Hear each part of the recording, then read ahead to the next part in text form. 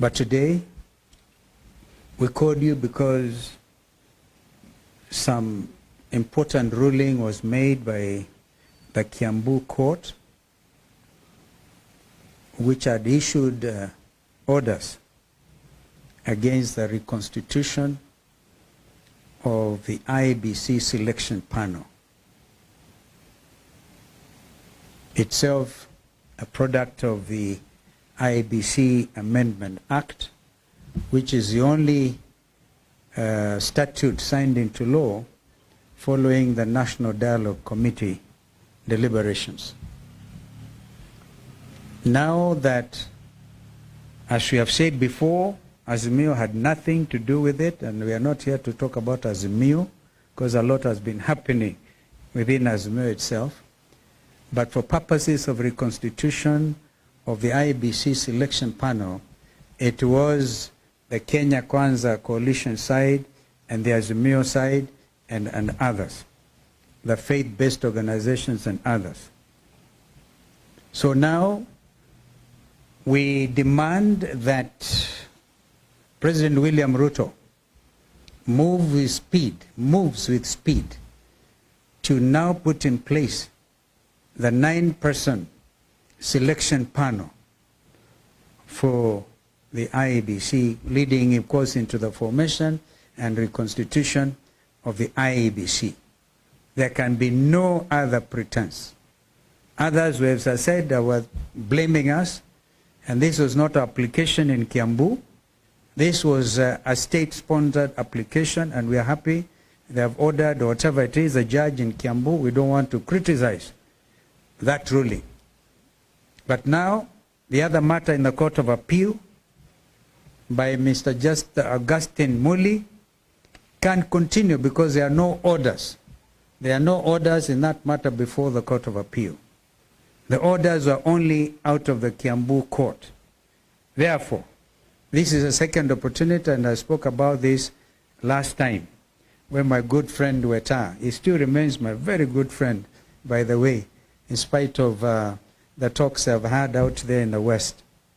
So, this is a time for him to forward the names. As chairperson of the Parliamentary Service Commission, I think it is the Senate, or is it the Senate clerk who is supposed to forward these names forthwith to the President, and the President should immediately put in place the IEBC selection panel. On Monday, we hope to come up with a very clear statement on what's going on in the meantime within the IEBC Secretariat itself. There are terrible things going on there, like procurement, and they're testing the ground. We gather there's somebody, or a former commissioner sitting as an advisor in State House, who is giving instructions to the IEBC Secretariat. The country is watching, and they are testing waters. If we allow them to go on with the procurement, the next thing they want to do is even procure election materials for 2027, print them in excess of the numbers that will be there, in order to further compromise the integrity of the election process. We also know that they have actually removed the server from IEBC to some other destination. Well, that is not our business now, because our main principles do not seem interested.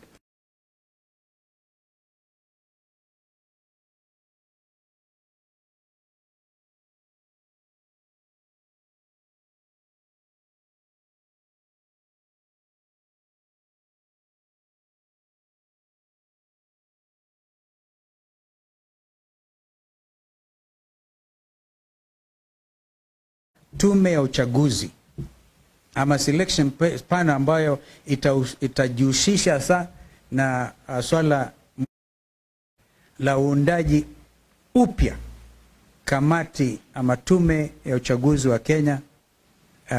Kazi hiyo ina umuhimu kabisa, na sasa hakuna takshishi, hakuna pingamizi, unless of course KK wanarudia tena na kuanzisha mambo mengine ambayo hatuwezi tukaelewa. But we have been vindicated We have nothing to do with the delay. We have had nothing to do with this delay. And now we are urging, we are demanding. Remember, we said by March, if there's no movement towards the putting in place a new IEBC, we would get to the streets. There are those who think the Gen Zs have not been demonstrating. But you all know they are in the space. There are now demonstrations online. And Kenya can never be the same again. So that will be those are my remarks. My colleagues here will make further comments. I think we start with JN, and then our brother will complete because he has visitors in his backyard. Thank you. Asante. Ni kuongezea tu kusema ya kwamba ni vyema William Ruto hakikisha kwamba IEBC commissioners are in place kwa haraka ili yaweze kunyoroshwa na opposition ambayo inaongozwa na Stephen Kalonzo Musyoka. Hii haitakuwa mambo ya yai ili anachorwa na hii ni kupagusa kabisa. Na ni asubuhi mapema amekaa akilialia mambo ya yai, sasa agoje kunyoroshwa na Kalonzo mwenyewe. La pili ni kusema ya kwamba the first task William had was to dismantle IEBC. We now have gone for more than 2 years without an IEBC. He seems set now to embark on dismantling the judiciary. The removal of the security team or the security officers from the CJ's office, because we are dealing with the office, is an indication of a person who is still bent on capturing all these institutions. If he is unhappy with judgments coming from the judiciary, he should learn to live with them, like many have done in the past. But removing security from the Chief Justice is an attempt, again, to capture the institution like he has captured Parliament, he has captured IEBC, and he certainly wants to capture the judiciary. Na sisi tunataka kusimama na mambo ya mahakama na tuseme ya kwamba majaji wa mahakama waruhusiwa wafanye kazi yao bila maneno ya kuwasubua hata kama hufurahi yale ambao wanatoa kama uamuzi.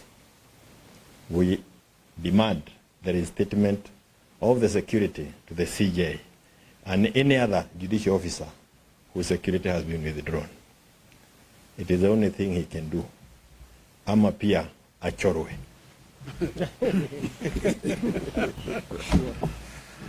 Thank you very much. May I also join my colleagues in adding my voice to the issue of immediate reconstitution of IEBC and to say that William Ruto has no excuse but to proceed and do the needful. The country is waiting.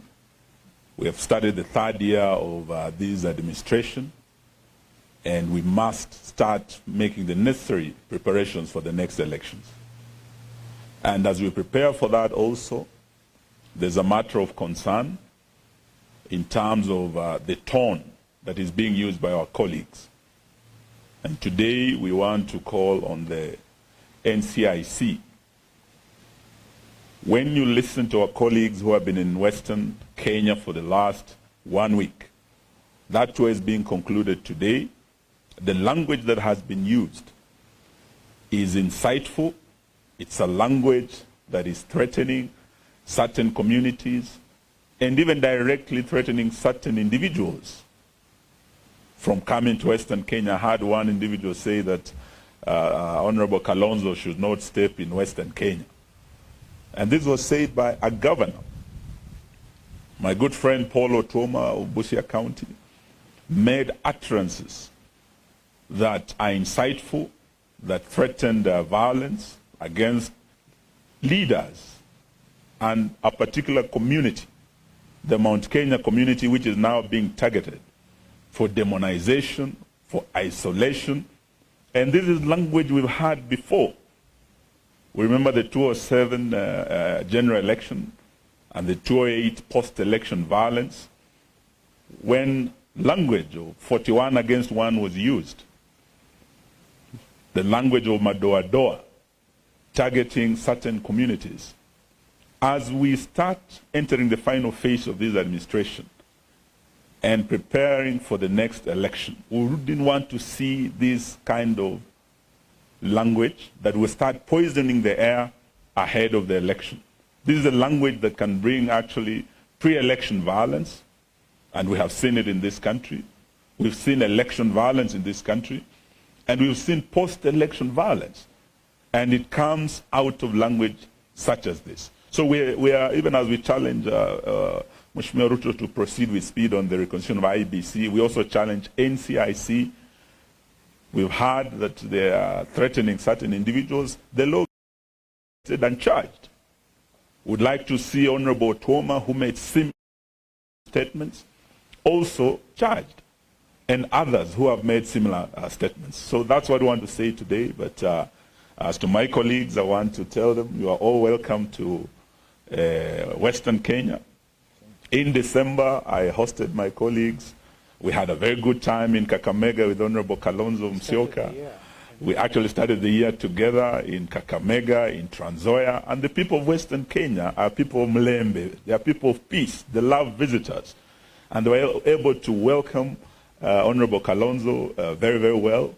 We also hosted Honorable Gachagua in Kakamega, and the people of Kakamega were very happy to have him. So Honorable Tuoma, we are coming to Busia County. I'll soon be hosting my brothers there. We will also be going to Bungoma and other parts of Western where we didn't visit. So Western Kenya is Kenya, ladies and gentlemen, and we are all free to visit any part of this country. And as the opposition, wauze sera zao as the broad-based government, and as we're also broadening our opposition, we should be free to go to every corner of Kenya, twende tuuze sera zetu, and may the people of Kenya decide. Asanteni sana. Are there any questions? We could. Yes, sir. Yes, Ibrahim.